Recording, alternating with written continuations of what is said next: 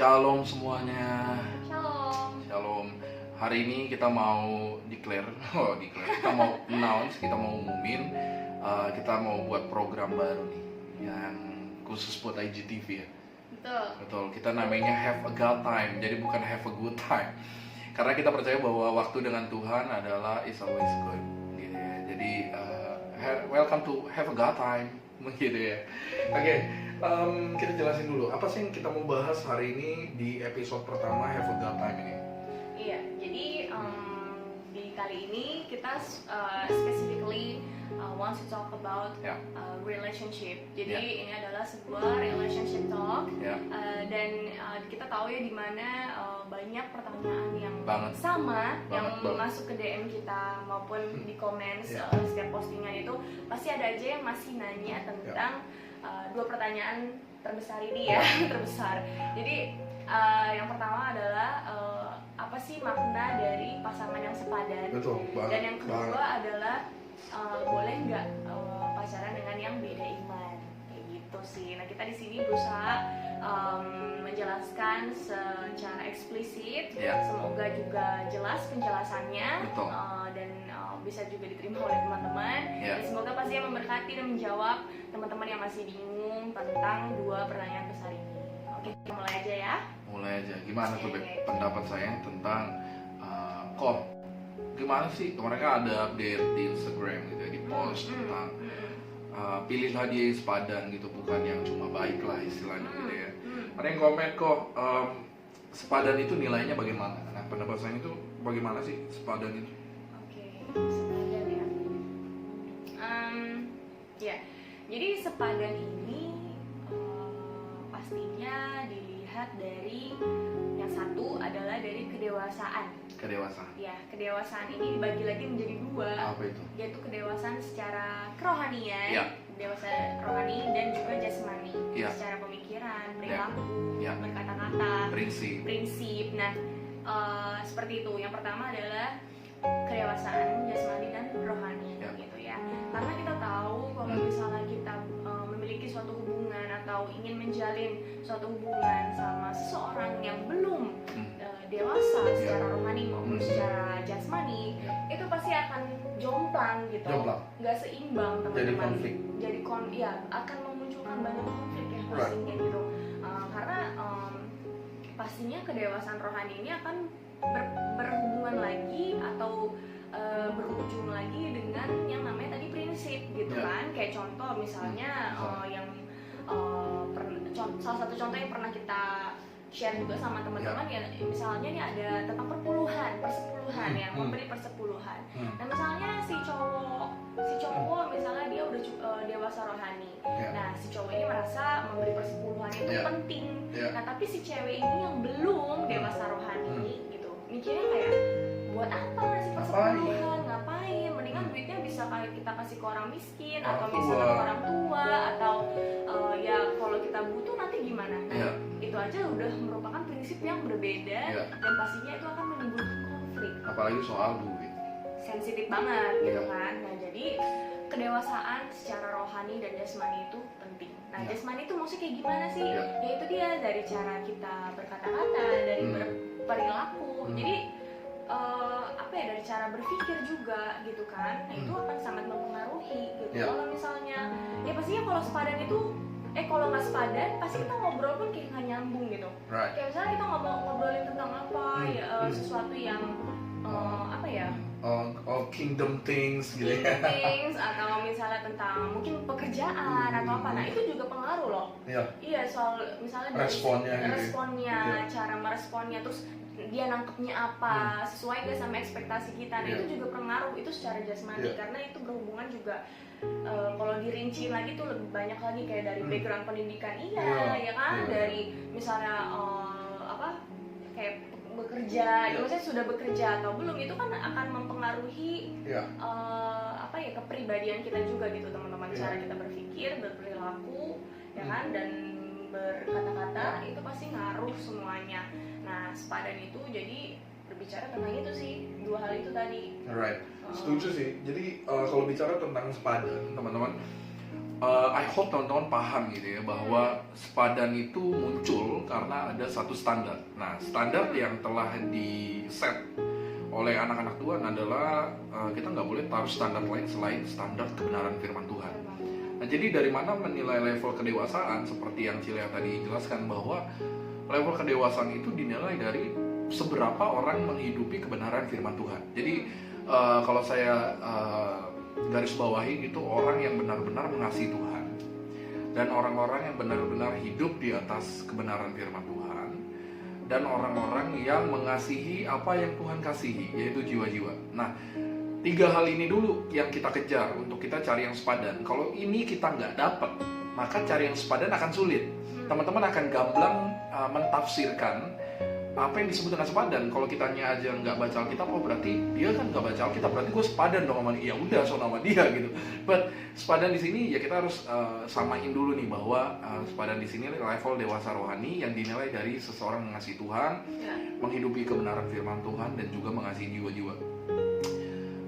Ciri orang yang mengasihi Tuhan adalah dia hidup seperti Kristus telah hidup. Jadi bukan hidup berdasarkan dirinya sendiri gitu ya. Jadi kalau saya boleh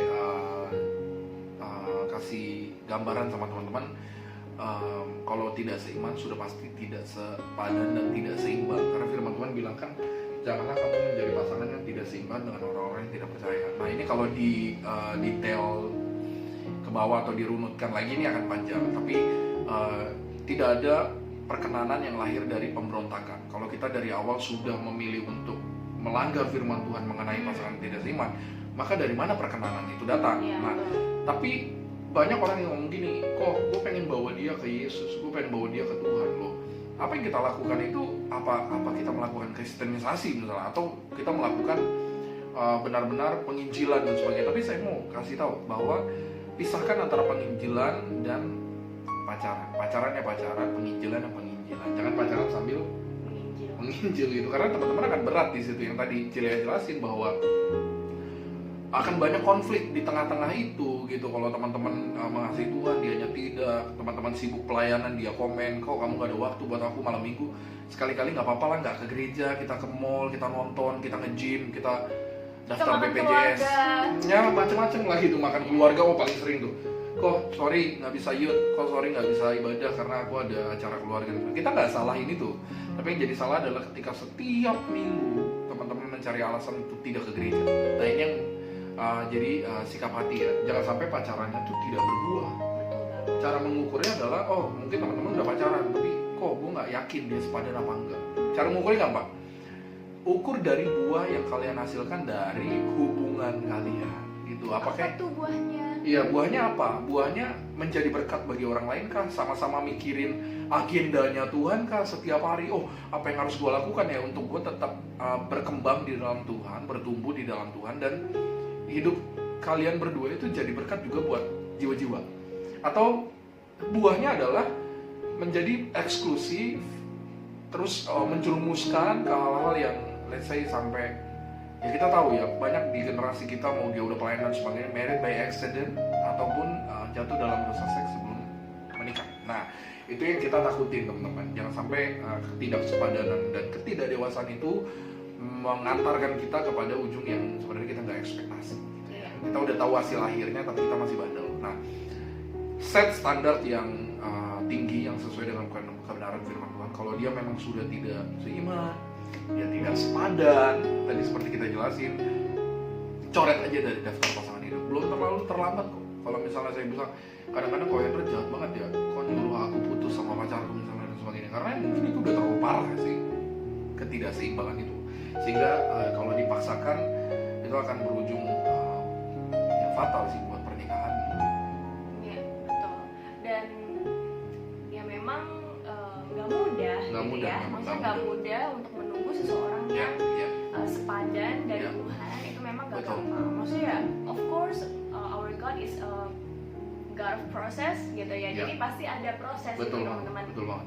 Dan 3 hal yang akan diproses sama Tuhan gitu ya, yang 3 hal yang Tuhan akan buat, yaitu 1, ya dia akan mempersiapkan kalian teman-teman gitu kan, dan juga Tuhan akan mempersiapkan si dia ya kan, sedang diproses, sedang didewasakan dimanapun dia gitu ya, dimanapun dia gitu, tanpa sepengetahuan teman-teman. Dan juga ketiga, Tuhan sedang mempersiapkan waktunya yang tepat, yang terbaik untuk buat mempertemukan. Yes, betul banget gitu. Jadi kalau misalnya ada yang merasa aduh tapi udah umur segini kita belum dipertemukan sama pasangan kita gini, apa gua yaudah ya asal comot aja, siapa aja deh yang penting gua terisi gitu, kekosongan di hati gua terisi. Jangan gitu juga teman-teman, jangan sampai mengorbankan sesuatu yang berharga dari kita hanya untuk seseorang yang belum tentu dari Tuhan gitu. Jadi kesabaran adalah kuncinya gitu, dan juga minta Roh Kudus tolong gitu ya. Betul banget, kita harus intinya sih kita harus dekat sama Tuhan supaya Tuhan itu memberi kita kepekaan lagi dalam mendengar suaranya, dalam mendengar tuntunan Roh Kudus. Ya Tuhan udah baik loh beri kita Roh Kudus supaya kita berhati-hati dalam melangkah, dalam menjalani kehidupan kita. Nah, terutama apalagi soal pasangan hidup yang sangat krusial, yang sangat ya menikah 1 kali seumur hidup, dan kalau sampai kita salah pilih pasangan hidup akan seperti apa kehidupan kita ke depan gitu. Jadi seiman sepadan itu udah harga mati, dan jangan lupa harus beda jenis kelamin ya, jangan seiman sepadan sesama jenis lah, jangan gitu ya, nggak boleh gitu. Itu udah kacau, itu enggak, itu bertentangan dengan firman Tuhan. Jadi ya itu dia Adam dan Hawa, bukan Adam dan Ahwat. Ya pokoknya sih ya itu sih teman-teman, semoga penjelasan dari kami berdua cukup jelas, cukup membantu, dan juga terjawab ya pertanyaannya selama ini. Ya kita berharap, kita berdoa juga supaya teman-teman terus diberikan kekuatan, pengharapan yang baru, dan mau terlepas dari hubungan yang salah. Kalau teman-teman ada yang nonton saat ini sedang terjerat dalam hubungan yang salah, kalian merasa nggak damai sejahtera, kalian merasa kayak kok hubungan gua mulai menyimpang, nah ayo Tuhan berikan kekuatan untuk putuskan rantai itu segera sebelum semuanya terlambat. Sekalipun sebisa mungkin dihindari, tapi tidak terlambat untuk let's say tidak terlambat untuk memutuskan yang terbaik gitu ya, karena lebih baik teman-teman meninggalkan apa yang salah daripada harus muter-muter di padang gurun cukup lama sampai ke tanah perjanjian gitu teman-teman. Kita berdoa supaya teman-teman got the point, dan ya pacaranlah karena kesiapan bukan karena kesepian. Dan kita senantiasa berdoa buat anak-anak muda biar semuanya dapat yang dari Tuhan dan hidupnya semakin bertumbuh, menghasilkan keturunan-keturunan yang takut akan Tuhan dan ilahi gitu ya. Oke, paling dari kita itu aja. Sampai jumpa di episode selanjutnya di Have a God Time. God bless you teman-teman. God bless you.